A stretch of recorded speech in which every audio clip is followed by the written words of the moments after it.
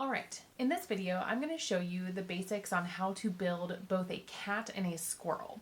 They sort of follow the same steps because they're both quadrupeds. And fortunately right now, I do have one such creature that we can study to check out the anatomy. This is Trixie. Say hi, Trixie. All right, so one thing I want you to notice is that Trixie here has a lot of mass here in her center. But if you notice, off to the side here, she has a nice flat shoulder blade where her legs are attached to the side of her body. They start on her shoulders right here. And then her hindquarters are also attached to the side of her body here. So when we start building, we want to start with all of this center mass right here. Say hi, baby girl. Say hi. She's such a good little kitty. Look at her. All right. But you want to start with all this mass right here, and then we're going to get to cute little details like our little nose and our sweet little ears. All right. Thanks for being a good model, kitty. Thank you. Mwah. All right, so even if you're drawing a squirrel, it follows the same thing. You'll start with the center of the body, and then you're going to add on here, you can really see how I did that, the hindquarters on the sides, which will support the legs. And same thing here, little tiny shoulder blades that you'll attach onto the side like this. In this demonstration, I'm going to show you a cat in a standing position, and then I'm also going to show you a squirrel in a laying down position. That's one of my favorite things, is when the squirrels lay outside and just like sprawl out and just chill in the, they like to hang out in our mulch quite a bit. But I'm going to have this one just kind of chilling laying down, which is different than how this guy is just standing upright. This is going to be a lot of problem solving for you. If you, for instance, are going to be sculpting a cat that's laying down, none of what I'm showing you today is really probably going to apply directly to what you're doing. Because when you are creating like a ball of a cat that's laying down, all curled up, you can't really start by drawing the center of the body like this. I mean, you can, but I think with that, I would probably just want to start more with like a round ball and just sort of like carve into it or sculpt into it with my hand, sort of like all the little nooks that you see where the cat is sort of folded up. So like I said, you're just going to have to do a lot of problem solving based on whatever sculpture you have set out for yourself. But because the cat and the squirrel are both quadrupeds and they both have like a body with shoulders and hindquarters, they all kind of follow the same formula. So here I've already outlined the cat that I want to create for this demonstration, and it's kind of one of those like meow, kind of like mean kitties. And I want to show you that I went ahead and cut out the body part, and this is where I'm going to start building, and I'm going to sort of add some volume onto the body. Then I'm going to go back and actually cut out two pairs of one pair of front legs and one pair of back legs. Now, when I originally drew this, I drew it all together so I could understand how big the cat's going to be on my poster board. But I need a whole leg to add on here. So I just sort of eyeballed it, and I kind of used my fingers to kind of measure off to the side and copy this leg. And then once I cut this one out, I'm going to trace it so I get basically a symmetrical copy of that to put on the other side of my cat. Same thing with this hindquarter. I did the exact same thing. I eyeballed it, redrew it down here in this space. If I didn't have enough space, I could also get another like scrap piece of poster board or draw it off to the side, however it works. All right, so now what I'm going to do is go ahead and start filling out this weird body shape of my cat. So you're going to use whatever paper you have available to you. It might be wrapping paper, it might be newspaper, it might be bulletin board paper, whatever we've got out for you, that's what you're going to build with. And as you're building, you want to make sure you keep the paper, like I used to say, fluffy. And that basically just means that it is crumpled up and it's not folded up. Because if you fold up the paper really tight like this, you don't really make the paper get any bigger. It's kind of small still. It doesn't take up a lot of volume.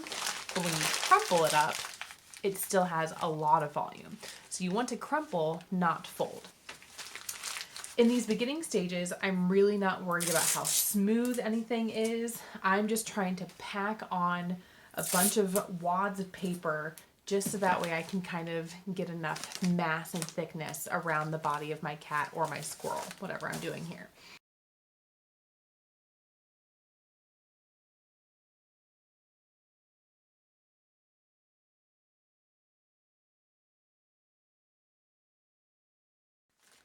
All right, let's talk about animal tails for a second. What I did in this particular version of a cat is I went ahead and drew the silhouette of the tail, and I'm going to build the paper around it just like I have been with the body, and it'll still keep that shape since that's kind of how I drew it. If you needed to create something that's got a little bit more twisting and turning in it, you can incorporate some wire into your sculpture. So what I've started to do here is I'm just twisting the paper, and I have a wire into that paper. I was really careful to also tape the end and fold the end in here so it didn't poke myself or anybody else. So you can just simply wrap the paper around in that and use a little tape to secure it.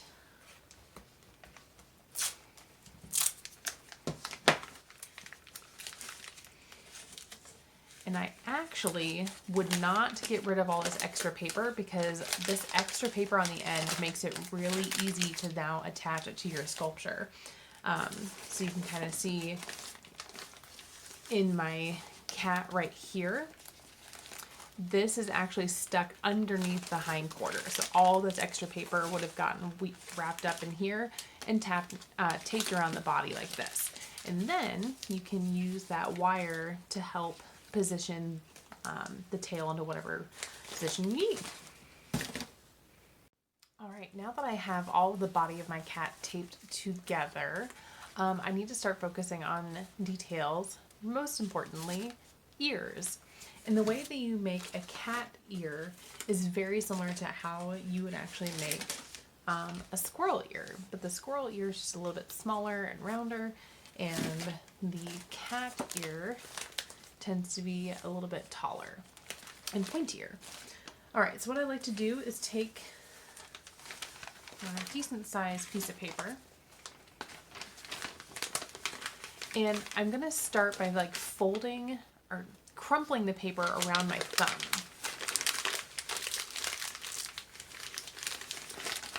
Notice I'm still keeping it kind of loose and crumply, but I'm folding it around.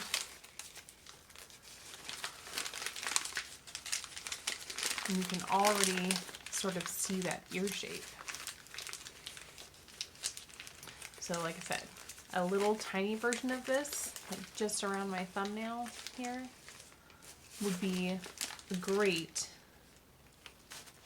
little teeny tiny squirrel ear, just like this.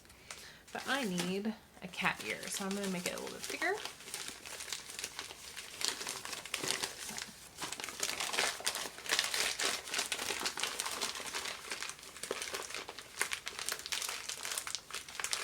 I'm going to hold it up next to my cat head while I'm sculpting this here so I can see how tall I need to make it. And I'm going to just squish it into a point here at the top. I can use a little tape to hold it in place.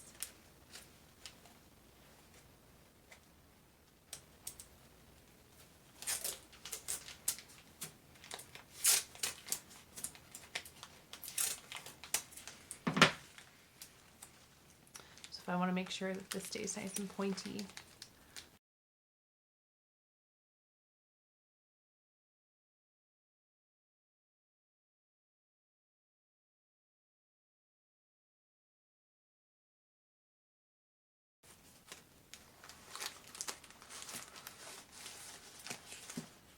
All right, so now I just need to repeat that on the other side, and my cat will be complete. All right, I now have my cat's ears on, and his mouth is open, and he's in an arched, angry position. I am pleased with how this turned out.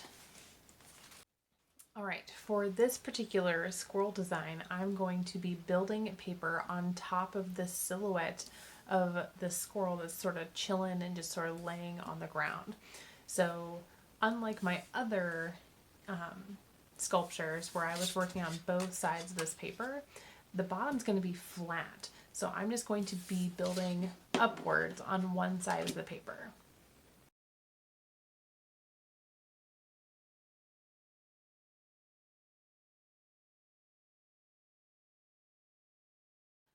Okay, so this squirrel went pretty quickly, but you can notice that it's really flat on the bottom because he's just laying on the ground. I put his little hands underneath his face so he looks like he's like a little kid sitting there watching TV, basically.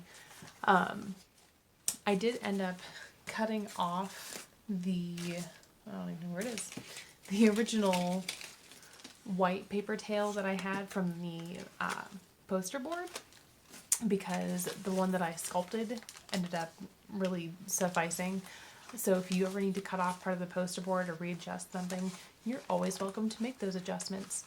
So that is it for constructing your quadruped, whether you're making a squirrel or a cat. Like I said, there's just a lot of personal creative problem solving involved. So you just do what you feel like you need to do. Cut things you need to cut, and glue things or tape things you need to tape. This is a very forgiving project. Paper can always be taped back together. So good luck, and I can't wait to see what you make.